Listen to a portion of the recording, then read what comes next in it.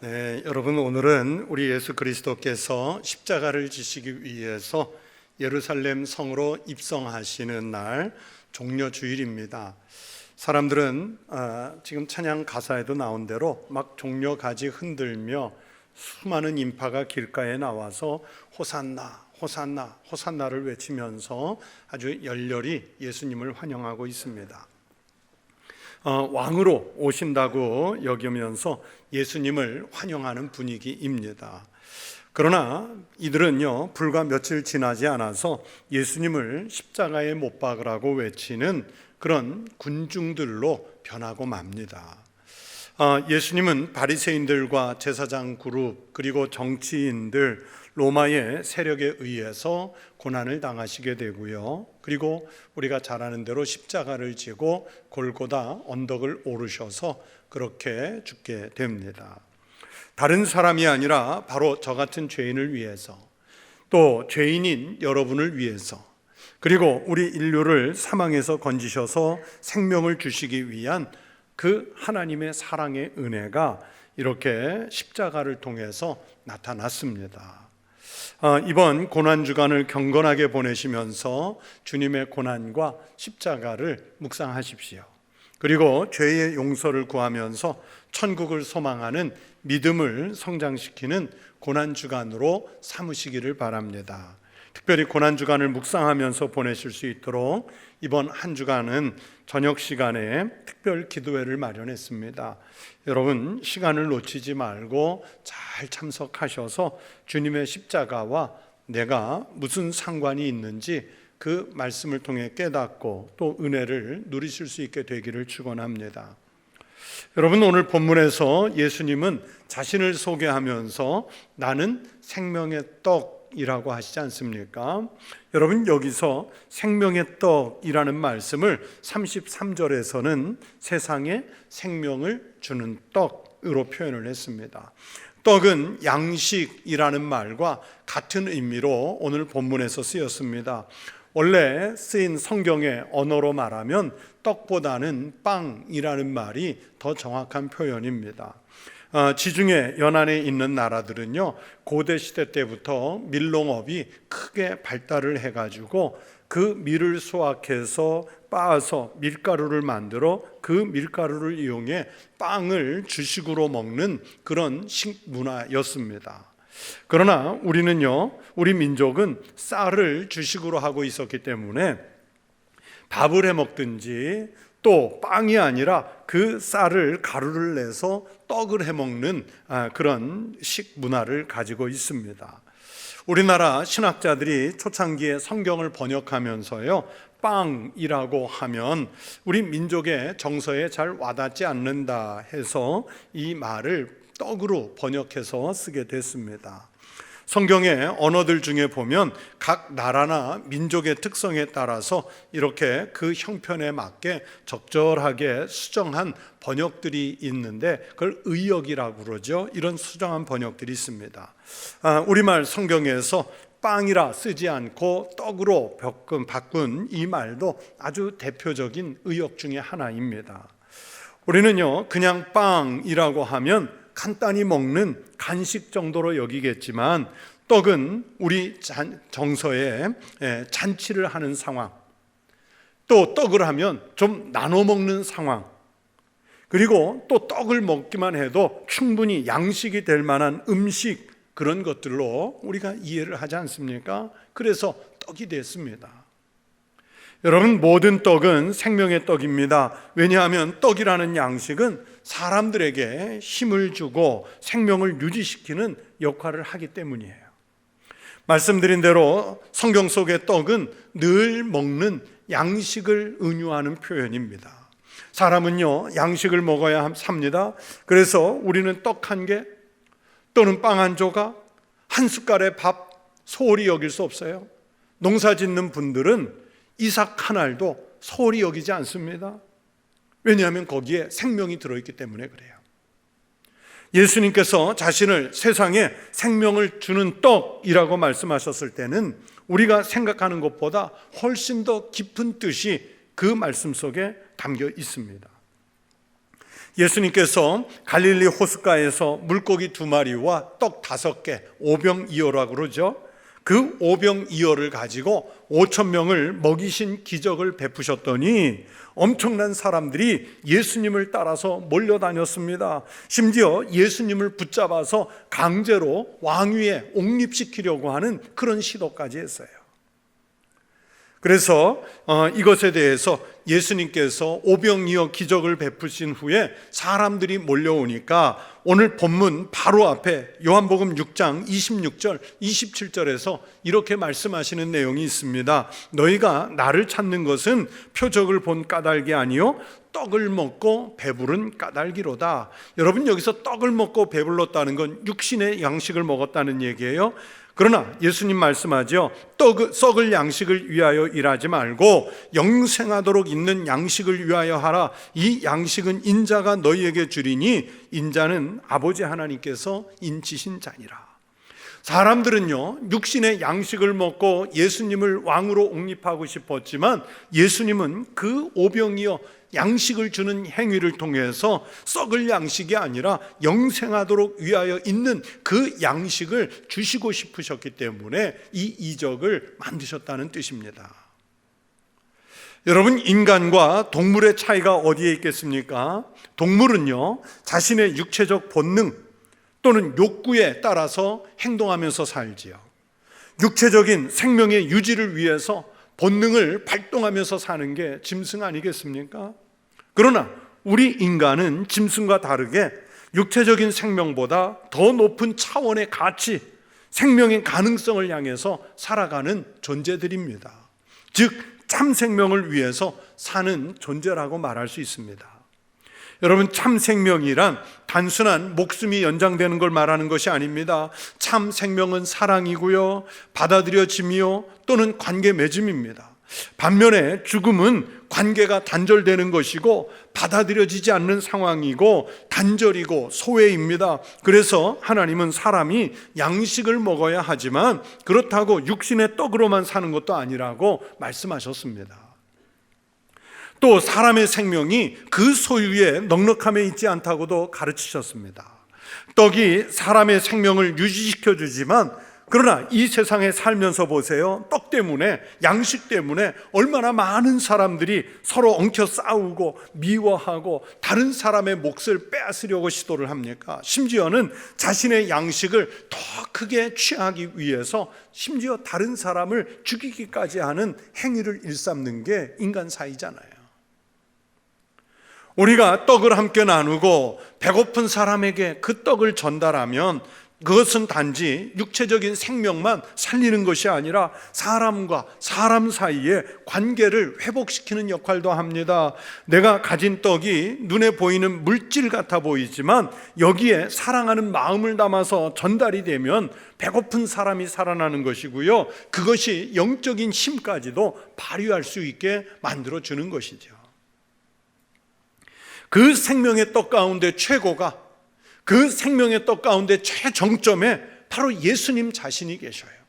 참 생명, 영원한 생명이 예수님을 통해서 이루어집니다. 왜냐하면 예수님을 통해서 하나님을 알고 예수님을 통해서 하나님을 만나고 예수님을 통해서 하나님 나라에 들어갈 수 있는 생명의 길이 열리기 때문입니다.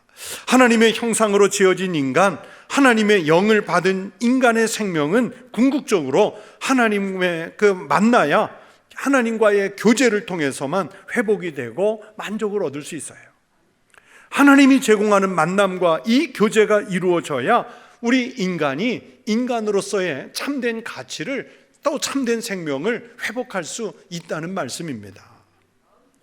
그런 면에서 여러분, 예수님은 생명을 회복하고 충족시키기 위해서 이 세상에 우리와 같은 사람의 몸을 입고 친히 직접 찾아오셨어요. 여러분, 요한복음서를요 좀 자세히 읽어보시면 예수님은 계속해서 예수님 자신은 우리들에게 생명을 주시기 위해서 오신 것이라고 반복해서 말씀합니다. 그래서 요한복음 전체 그 속에 있는 모든 말씀을 통틀어 하나의 단어로 표현하라고 하면 생명이라고 표현할 수 있어요. 생명. 4장을 보시면 사마리아 수가성 우물가에서 예수님이 여인과 대화를 나누실 때도 내가 주는 물은 그 속에서 영생하도록 솟아나는 샘물. 여러분, 영생이 뭐예요? 영원한 생명이잖아요. 그 영원한 생명을 주시는 샘물이 예수님이라는 거예요. 그러면서 이 물을 마시라 하십니다. 7장에서는 예수님이 생수의 강, 생명을 살리는 물이라 하시면서 누구든지 목마르거든 내게로 와서 마시라 말씀하셨어요. 8장에서는 예수님 자신을 빛이라고 말씀하셨는데 이 빛은 그냥 어둠을 잠깐 밝게 했다가 날이 밝아지면 사라지는 그런 빛이 아니라 이 빛은 생명의 빛, 즉 예수님은 생명을 살리는 빛으로 오셨다는 말씀이에요. 10장에서는 양의 우리를 비유로 말씀하시면서 예수님 자신을 양의 우리를 지키는 양의 목자, 선한 목자라고 말씀하시고 그 선한 목자가 감당할 소명에 대해서 이렇게 말씀하셨습니다. 도둑이 오는 것은 도둑질하고 죽이고 멸망시키려는 것뿐이요 내가 온 것은, 즉 예수님께서 오신 것은 양으로 생명을 얻게 하고 더 풍성히 얻게 하려는 것이라. 여러분, 예수님이 오신 것은 우리가 생명을 얻도록 하시기 위해 그것도 조금 얻는 것이 아니라 더 풍성히 얻게 하시려는 그 목적을 갖고 우리에게 오셨다고 이렇게 성경에서 친히 말씀하셨어요.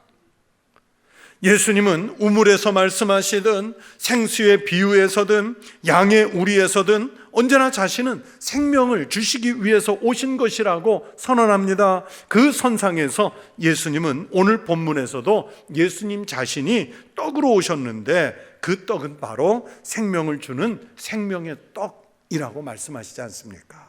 하나님의 떡은 하늘에서 내려 세상에 생명을 주는 것이니라. 여러분, 예수님께서 공생의 기간 동안 신기한 이적을 많이 베푸셨는데 예수님이 그 신기한 이적을 통해서 자신이 왕이 되려고 하신다거나 아니면 세속적인 성공을 거둔다거나 아니면 백성들이 보내는 열렬한 그 갈채에 그 관심을 받는 일, 여기에 관심 있지 않으셨어요. 그렇기 때문에 예수님은 세상이 보내는 권력의 위협에 위축되지 않으셨고요, 동요되지 않으셨습니다. 여러분, 예수님의 관심은 오직 사람들의 생명을 살리시고 하나님께서 주신 그 생명을 풍성하게 하는 데만 오직 관심이 집중되어 있으셨습니다. 여러분, 예수님에게 있어서 선한 것이란 생명을 살리는 것이고요, 그래서 반대로 생각하면 예수님에게 악한 것이란 생명을 죽이는 거예요. 마가복음 3장을 보시면 예수님께서 안식일 날에 수많은 회중들 가운데 한쪽 손이 마른 사람을 일으켜 세워서 그 사람의 한 손을 고치시는 이적을 베푸셨는데 그 장면에서 바리새인들과 헤롯 땅 사람들은 예수님이 안식일에 사람을 고친 것에 대해서 분노하며 고발을 하지요. 다시 말해 그들은 생명을 살리는 것보다 자기들이 가진 기득권의 이익이 훼손될까 봐 예수님을 고발하고 있어요. 그들은 신앙을 빌미로 해서 아주 악해졌고 그들의 신앙은 살리는 신앙이 아니라 생명의 신앙이 아니라 죽이는 신앙이었어요. 그런 행실에 대해 예수님이 이렇게 말씀하시죠. 그들에게 이르시되 안식일에 선을 행하는 것과 악을 행하는 것, 생명을 구하는 것과 죽이는 것 어느 것이 옳으냐 하시니 그들이 잠잠하거늘. 여러분, 안식일에 예수님이 하시려고 했던 선한 일이 뭡니까? 생명을 살리는 거잖아요. 그런데 예수님 반대편에 있던 바리새인 제사장 그룹들은 그 안식일에 악한 것, 생명을 죽이는 일을 도모하지 않습니까? 그래서 생명을 멸시하는 그런 기득권자들의 태도에 대해서 예수님께서 근심하시고 노여워하셨다고 마가복음 3장 5절이 그 정황을 말씀하고 있어요. 예수님은 당시 사람들이 멸시하고 기피의 대상으로 삼았던 세리나 창기 또는 병든 사람들, 소외된 사람들을 가까이 하셨고 그들에게 사랑을 베푸셨습니다. 여러분, 세리나 창기, 병든 사람, 소외된 사람들은 육신에 목숨은 붙어 있었는지 모르겠지만 사람들 속에서, 가족들 속에서, 그 공동체 속에서는 죽은 사람처럼 숨죽여 살고 있었던 거예요. 그런데 그런 숨죽여 살던 사람들이 예수를 만남으로 인해서 그들이 그렇게 생기를 얻었고 삶의 의미들을 회복할 수 있게 됐습니다. 그 사람들이 진정으로 살아가는 맛을 느끼게 해주셨어요. 왜 그렇습니까? 예수님께서 그들에게 생명의 떡이 돼 주셨기 때문입니다. 죽었던 사람들이 살아나는 생명의 의미를 알게 하셨기 때문입니다. 예수님은 바로 이 일을 위해서 세상에 오셨습니다. 예수님은 2000년 전에 사람들에게만 그렇게 은혜를 주신 것이 아닙니다. 지금은 바로 우리들에게도 여전히 같이 생명을 주고 계시는 줄로 믿습니다. 여러분, 예수님의 생명은 절대 과거형이 아니에요. 예수님의 생명은 미래형이면서 동시에 또 현재 진행형입니다. 지금 살고 있는 여러분에게도 동일하게 생명을 주시는 줄로 믿습니다. 내가 진실로 너희에게 이르노니 한 알의 밀이 땅에 떨어져 죽지 아니하면 한 알 그대로 있고 죽으면 많은 열매를 맺느니라. 자기의 생명을 사랑하는 자는 잃어버릴 것이요 이 세상에서 자기의 생명을 미워하는 자는 영생하도록 보전하리라. 여러분, 예수님은 이 말씀 그대로 자신이 죽어서 생명을 주는 떡이 되시기 위해서 이 세상에 오셨고요, 예수님 자신의 죽음을 통해서 더 많은 생명을 얻기 위해서 한 알의 밀알처럼 자신을 십자가에 자신을 미움으로 죽이는 그 길을 결단하신 거예요. 그러니까 자신의 생명을 돌보지 않고 희생하신 것이 나를 살리고 우리를 살리고 크게는 인류를 살리는 거대한 역사로 일어날 수 있었던 것입니다. 사실 그 빵이 있고 떡이 있다고 하면은 저는요 개인적으로는 떡보다는 빵을 훨씬 더 선호합니다. 만약에 100번 저에게 선택할 기회가 주어진다면 아마 95번, 96번은 빵을 선택할 거예요. 뭐 떡이 싫다기보다는 그만큼 떡보다는 상대적으로 빵을 더 좋아해요. 어렸을 때부터 그랬습니다. 지금도 거의 매일 아침 식사가 뭐냐면 샐러드하고 그 다음에 약간의 빵하고 커피 한 잔 정도, 이게 이제 아침 매일 먹는 식사인데, 근데 예전에 가끔 보면 저희 부모님들은 제가 아침에 빵과 우유 또는 빵과 커피로 먹으면 그게 밥이 되냐고, 밥을 먹어야 힘을 내지 그러면서 타박을 하세요. 아니, 힘은 내가 내지 부모님이 내십니까? 나는 이걸 먹어야 힘이 난다는데. 그렇잖아요. 물론 가끔 떡으로 아침 식사를 먹을 때도 있지만은 그건 횟수는 많지 않아요. 뭐 거의 빵으로 한다고 보면 돼요. 그런데 떡을 참 많이 먹게 되는 게, 제 의지랑 관계없이 많이 먹게 되는 게, 목회를 하면서 보니까요, 교회들이 떡을 왜 그렇게 많이 만들어요? 아니, 떡을 정말 많이 만들어요. 우리나라에는 잔치에 떡이 빠지지 않잖아요. 그러니까 교회에 무슨 행사가 있으면 또는 축하할 일이 있으면 부서별 소풍이 있으면 반드시 그 메뉴에 들어가는 준비할 목록에 떡이 들어가 있어요. 많은 떡 중에서 저는 꿀떡, 가래떡, 절편을 좋아해요. 근데 잘 먹지는 않지만 그래도 뜨거운 시루 팥떡이 막 방금 꺼내서 김이 막 올라오면 그거 되게 먹음직스럽잖아요. 지금 점심 끼때 앞두고 침 고이는 분들이 있죠. 대전에 살 때는 참 특이한 이름, 소머리떡이라는 떡도 있는데 우리가 흔히 아는 그 보통 영양떡이 또 거기서는 그렇게 부르더라고요. 우리들이 익숙한 인절미, 송편, 무지개떡, 백설기, 콩떡, 수수떡, 술을 다 헤아릴 수 없을 만큼 떡이 많아요. 우리나라 사람들이 그만큼 떡을 좋아하고 그래서 많은 종류를 개발하고 잔치나 큰 일에는 빠지지 않고 준비한다는 뜻이겠죠. 그래서 한 번은 제가 떡을 먹다가 갑자기 그런 생각이 났어요. 무슨 생각이 났냐면 곡식이 이제 연글어서 양식이 되는 과정을 생각해 봤습니다. 여러분, 곡식을 추수하면 양식이 되기 위해서는 껍질이 벗겨지는 아픔을 겪어야 하잖아요. 그리고 물에 들어가 불순물을 씻어서 청결하게 하고 또 뜨거운 솥에 들어가서 뜨거움을 견뎌야 합니다. 익혀지고 입안에서 씹혀져서 우리에게 생명을 지탱하는 힘을 줍니다. 거기에다 떡은 또 한 번 더 찍기까지 하잖아요. 그래서 제가 떡을 들고 갑자기 무슨 생각을 했냐면, 곡씨가 참 고생이 많다, 나한테 먹히려고 참 고생 많다, 정말 그런 생각이 한번 들었어요. 김흥호 목사님이라는 분의 책 생각 없는 생각이라는 책에서 이 책을 읽다 보니까 이 목사님이 예수님의 희생적인 삶을 묘사했는데 뭘 비교했냐면, 산상수훈에 나오는 팔복과 그리고 곡식이 양식이 되는 이 과정을 두 개를 병행해서 팔복을 설명했습니다. 예수님에게서 발견되는 삶의 모습은 네 가지인데, 우선 애통하고 긍휼히 여기는 삶이에요. 이것을 곡식에 비유하면, 곡식이 자라면 마당에 옮겨지고 연자 맷돌에 찧은 과정을 겪습니다. 마찬가지로 예수님은 로마의 견제와 유대교 지도자들의 박해로 인해서 껍질이 벗겨지는 아픔을 겪으시는 과정이라는 거예요. 뭐가? 애통하고 긍휼히 여기는 삶이. 다음으로 두 번째, 팔복은 가난하고 청결한 삶을 말씀하셨는데, 이 단계는 곡식이 물속에 들어가서 씻기고 불순물이 걸러지는 과정과 같다는 겁니다. 예수님은 자신을 한없이 낮추시고 가난한 삶을 사셨습니다. 오신 과정부터 생애 전체를 자신의 것이 없이 사셨습니다. 예수님은 그렇게 거짓이 없는 청결한 삶을 사셨는데, 바로 그것이 가난하고 청결한 삶이라는 거예요.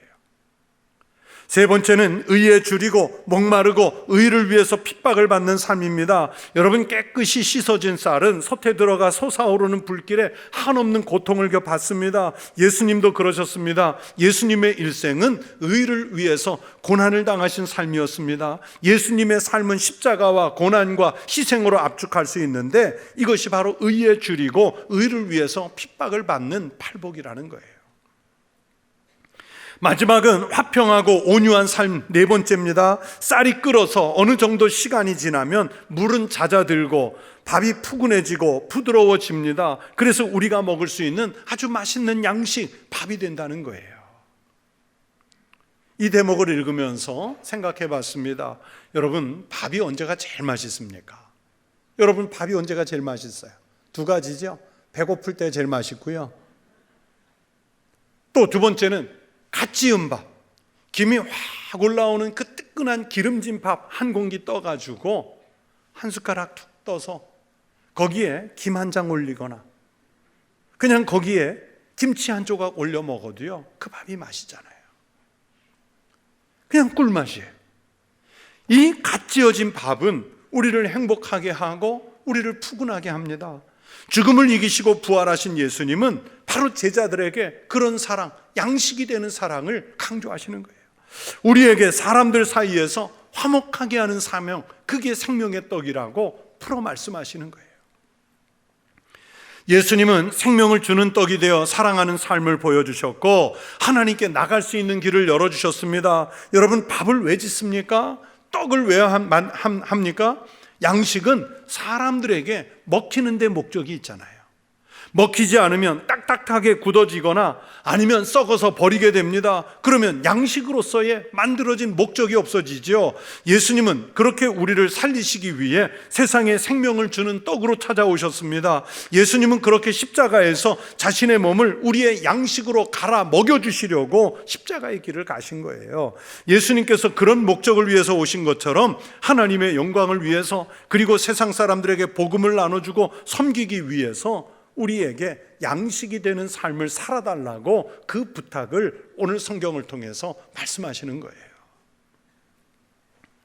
사랑하는 성도 여러분, 우리는 우리에게 생명을 주시기 위해서 오신 예수님을 영접해야 합니다. 그리고 주님처럼 생명의 떡으로서의 삶을 살아내야 합니다.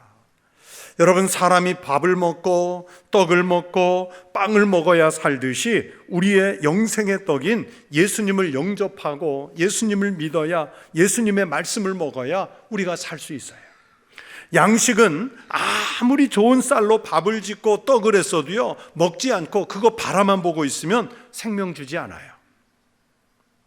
우리가 오랜 시간 감상을 하고 냄새를 맡아도 먹지 않으면 내게 힘이 되지 않고 생명을 유지시키지도 못합니다. 모든 생명이 있는 것은요, 살기 위해서는 양식이 되는 것을 섭취해야 하잖아요.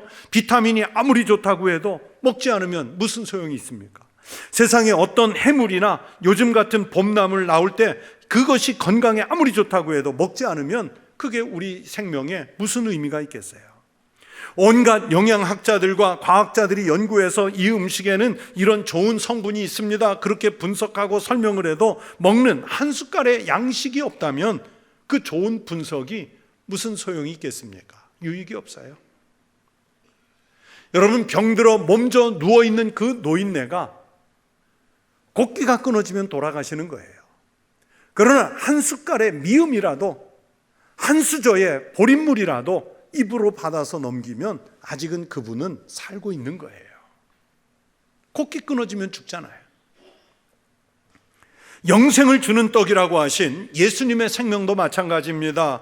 예수님의 말씀을 신학적으로 아무리 잘 분석해서 내놓아도 그 말씀의 양식을 먹지 않으면 소용이 없어요.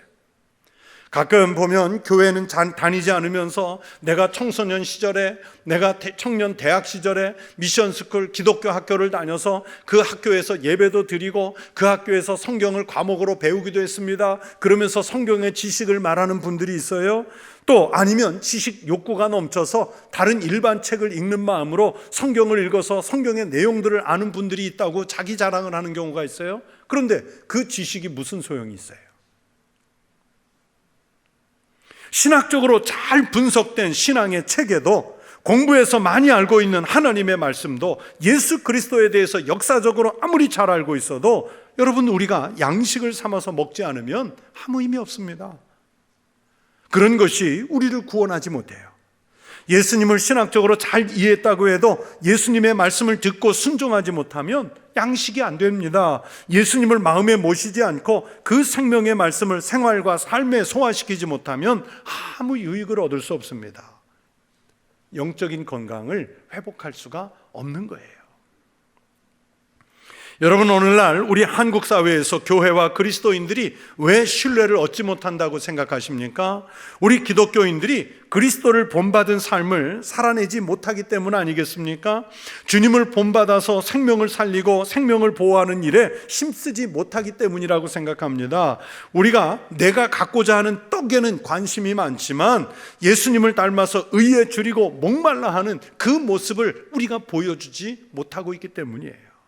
평화를 이루는 일에, 화목을 이루는 일에 예수님처럼 적극적으로 나서고 있지 못하기 때문입니다. 그리스도 그 교회 안에서조차도 용서와 사랑, 화평이 부족하기 때문입니다. 여러분, 예수 그리스도를 양식으로 삼아서 먹지 못해서 그리스도인들이 그 영혼이 자꾸 피폐해지니까, 내 영혼이 피폐해진 상태로 세상에 나가서 무슨 생명의 떡을 나누어 주겠어요? 여러분, 우리 그리스도인들은 예수님을 닮아서 세상에 생명을 주는 떡으로서의 삶을 살아야 합니다. 그것이 예수님의 십자가의 삶입니다. 여러분, 성숙한 신앙이라는 것이 무엇일까요? 먹는 사람이 변해서 먹히는 자가 되고 먹이는 사람이 되는 것입니다. 제가 예전에 우리 교회 청년들 수련회 할 때 이런 설교를 한 적이 있습니다. 여러분, 젊은이로서 평생 5,000명분을 먹는 사람이 되지 말고 5,000명 이상을 먹이는 사람이 되달라고 당부를 했어요. 여러분, 낮은 수준의 사람은 자기 먹을 것 챙기는 사람이고 성숙한 사람은 남을 먹이는 사람이 되는 것입니다. 여러분, 우리가 어른이 된다는 것은 먹여 살리는 사람이 된다는 뜻이지요. 어린아이는 먹는 사람이지만 내가 아버지가 되고 내가 어머니가 된다는 것은, 여러분, 그것은 먹히는 자가 되고 먹이는 사람이 된다는 뜻입니다. 신앙이 성장하고 발전한다는 것은 내 것을 챙겨 먹던 사람이 남을 먹이는 신앙으로까지 자라는 것을 말하는 거예요. 그래서 사람의 생명을 살리는 그리스도인이 됩니다. 우리는 양식을 혼자 먹으면서 혼자 먹으려고 하고 보다 더 많이 차지하려고 해서 냉정하고 경직된 삶을 살고 있지는 않습니까?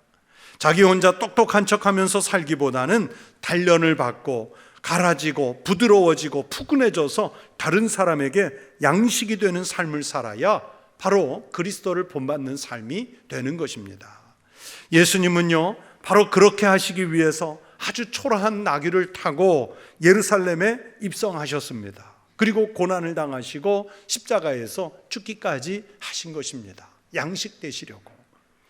이 고난주간 한 주간 동안 나를 위해서 양식이 되어주신 예수님을 묵상하면서 이제는 내가 그리스도를 본받아 양식이 되어주는 삶을 살겠다고 다짐하는 은혜의 절기가 되시기를 주의 이름으로 축원합니다. 기도하겠습니다. 아버지 하나님, 그리스도 예수님께서 우리들의 생명의 양식, 영의 양식이 되게 하시려고 친히 찾아오셨고 고난을 향해 십자가 죽음을 향해 그 길 마다하지 않고 올라가신 그 사랑을 기억합니다.